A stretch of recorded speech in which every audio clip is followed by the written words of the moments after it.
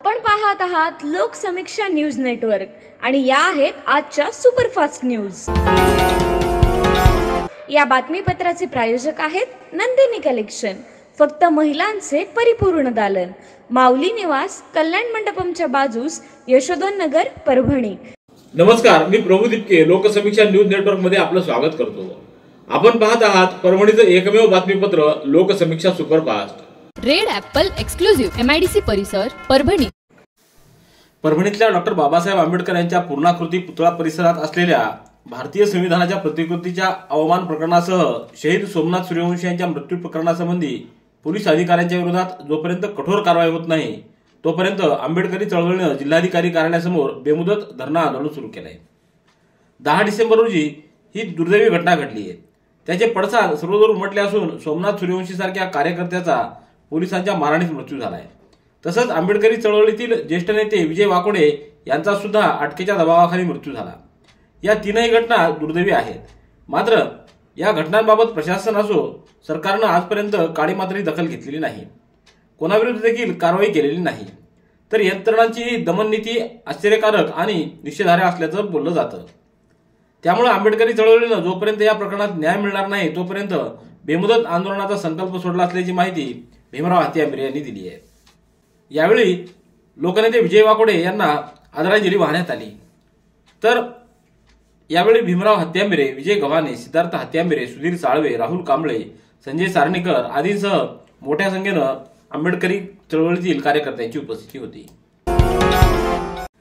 देशाचे गृहमंत्री अमित शहा यांनी विश्वरत्न डॉक्टर बाबासाहेब आंबेडकर यांच्याविषयी काढलेल्या अनुद्गाराचा निषेध देशभरात करण्यात येत असून आज परभणीतल्या छत्रपती शिवाजी महाराजांच्या पुतळ्याजवळील आंदोलन मैदानामध्ये लोकनेते विजय वाकोडे यांना श्रद्धांजली वाहण्यात आल्यानंतर धरणे आंदोलनाच्या ठिकाणी आंबेडकरी अनुयायांनी अमित शहा यांचा जोरदार निषेध केलाय। यावेळी घोषणाबाजी करून परिसर त्यांनी दरारून सोडला होता। बीड जिल्ह्यातल्या मस्साजोग गावचे आदर्श सरपंच संतोष अण्णा देशमुख यांचं अपहरण करून निर्घृण खून प्रकरणातील सर्व आरोपींना अटक करून कडक कारवाई करावी या मागणीसाठी आज जिंतुरात भव्य आसूड मोर्चा काढण्यात आलाय। या घटनेच्या निषेधार्थ येथील संतप्त नागरिकांनी गुरुवारी आसूड मोर्चाचं आयोजन केलं। हा मोर्चा बाजार समितीच्या मैदानावरून मुख्य चौक, शिवाजी महाराज चौक, बस स्थानक येथून राज्य सरकारच्या विरोधात प्रचंड घोषणाबाजी करत तहसील कार्यालयावर धडकला। यावेळी तहसीलदाराच्या मार्फत मुख्यमंत्र्यांना निवेदन पाठवण्यात आलं।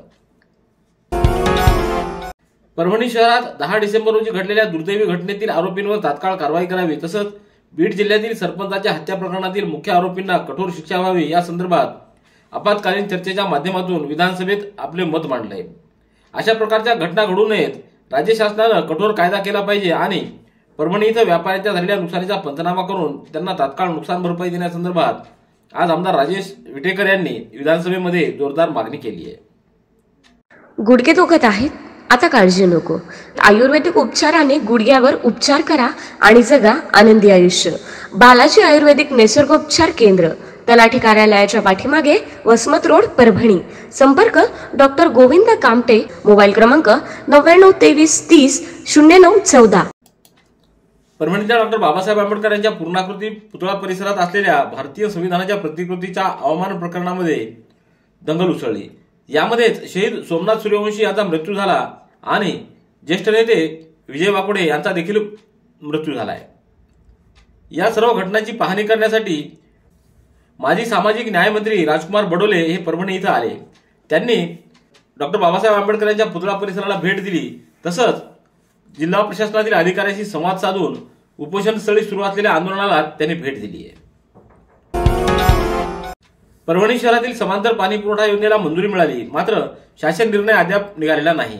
त्यामुळे या योजनेची अंदाजपत्रकीय किंमत 109 कोटीवरून 200 कोटी रुपयापर्यंत पोहोचली आहे। शासनानं अजून विलंब केल्यास भविष्यामध्ये याच योजनेसाठी 500 कोटी रुपये देखील लागू शकतात।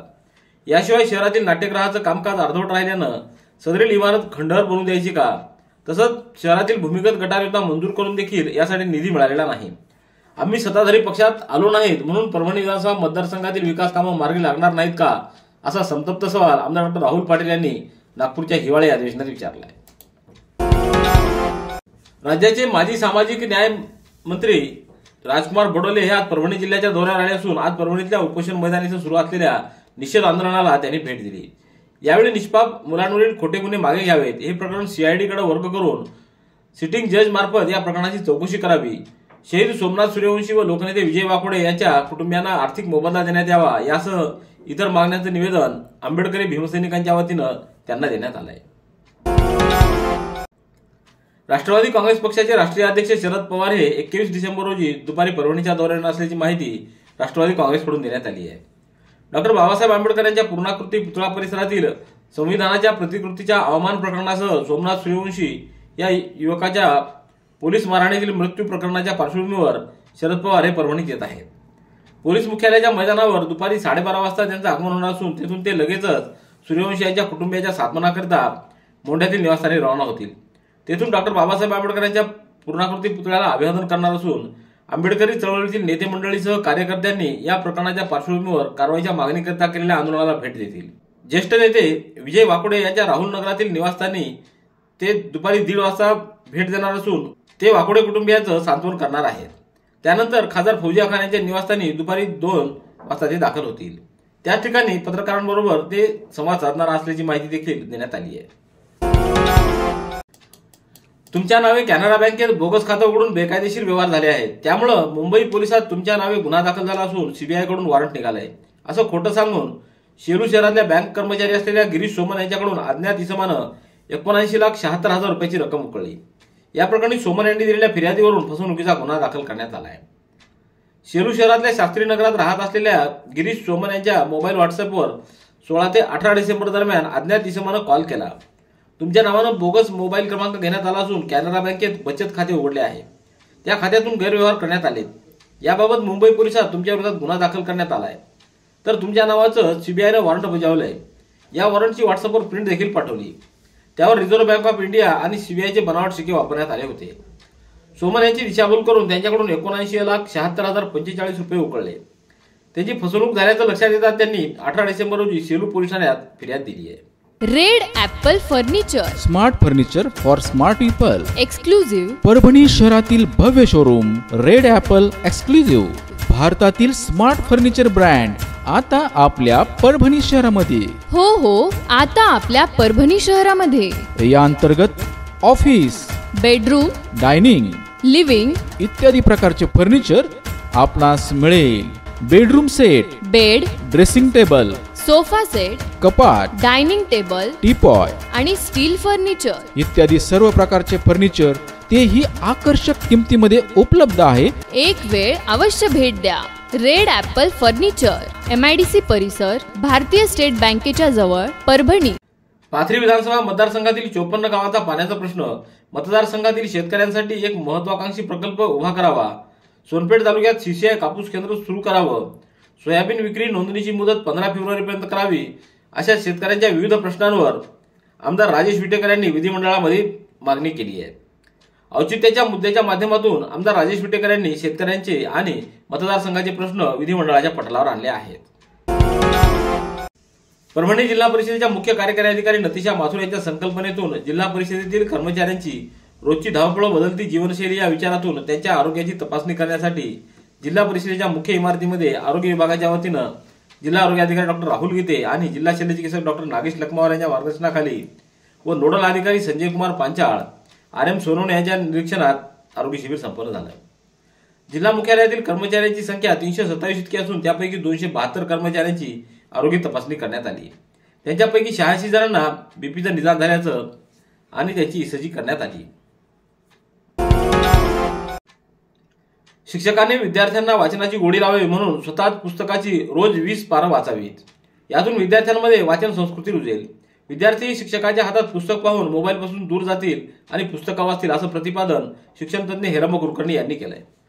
सेलूच्या नूतन विद्यालय शिक्षण संस्थेच्या श्रीरामजी भांगडिया स्मारक व्याख्यानमाला व शिक्षण विभागाच्या संयुक्त विद्यमानं साई नाट्यगृहात काल श्रीरामजी भांगडिया स्मारक व्याख्यानमालेचं 48वा पुष्प साने गुरुजी यांच्या 125व्या जयंतीनिमित्त आणि साने गुरुजी शिक्षक झाले या गोष्टीला 100 वर्ष पूर्ण झाली या निमित्तानं संपन्न झालं. यावेळी प्रमुख वक्ते म्हणून शिक्षण तज्ञ हेरंब कुलकर्णी यांची उपस्थिती होती. अध्यक्षस्थानी नूतन विद्यालयाचे सचिव प्राचार्य डॉक्टर विनायकराव कोठेकर, तर व्यासपीठावर व्याख्यानमालेचे संयोजक प्राचार्य डॉक्टर शरद कुलकर्णी, केंद्रप्रमुख शरद ठाकर आदींची उपस्थिती होती. परभणीच्या वसंतराव नाईक मराठवाडा कृषी विद्यापीठांतर्गत वर्षानुवर्षापासूनची पडीक जमीन पूर्णतः वैतीखाली आणण्याकरिता विद्यापीठानं प्रयत्न सुरू केले आहेत. इंच जमीन निश्चितपणे वापरात आणली जाईल असा विश्वास कुलगुरू डॉक्टर इंद्रमणी यांनी व्यक्त केला आहे. कृषी विद्यापीठ विकसित विविध पिकांच्या वाणाच्या दर्जेदार बियाण्याला शेतकरी बांधवांमध्ये मोठी मागणी आहे. यात सोयाबीन, तूर, ज्वारी आदीच्या वाणात शेतकरी बांधवांची विशेष पसंती आहे. त्यामुळे बीजोत्पादन वाढ करणं हे महत्त्वाचं होतं. विद्यापीठातील मध्यवर्ती प्रक्षेत्र विभागाकडे स्थापनेपासून मोठ्या प्रमाणावर जमिनीचं क्षेत्र उपलब्ध आहे. परभणी जिल्हा रुग्णालयात माथेफिरूकडून डॉक्टरांवर वेळोवेळी होणारा हल्ला तसंच बऱ्याच वेळा रुग्णालयात काही अज्ञात लोकांकडून होणारे हल्ले व रुग्णालयाची होणारी तोडफोड अशा असंख्य घटना जिल्हा रुग्णालयात सुरक्षा रक्षक नसल्यानं होत होत्या. आता यावरती आळा घालण्यासाठी महाराष्ट्र सुरक्षा बलाचे जवान तैनात करण्यात आले आहेत. यामध्ये काही जवान रायफलधारी तर काही महिला व पुरुष सुरक्षा जवान आहेत.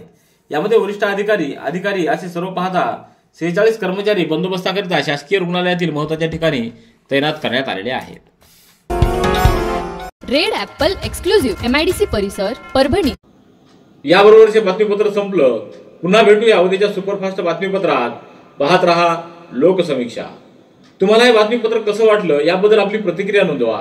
दररोजचे अपडेट्स मिळवण्यासाठी लोकसमीक्षा चॅनलला सबस्क्राईब करा. धन्यवाद.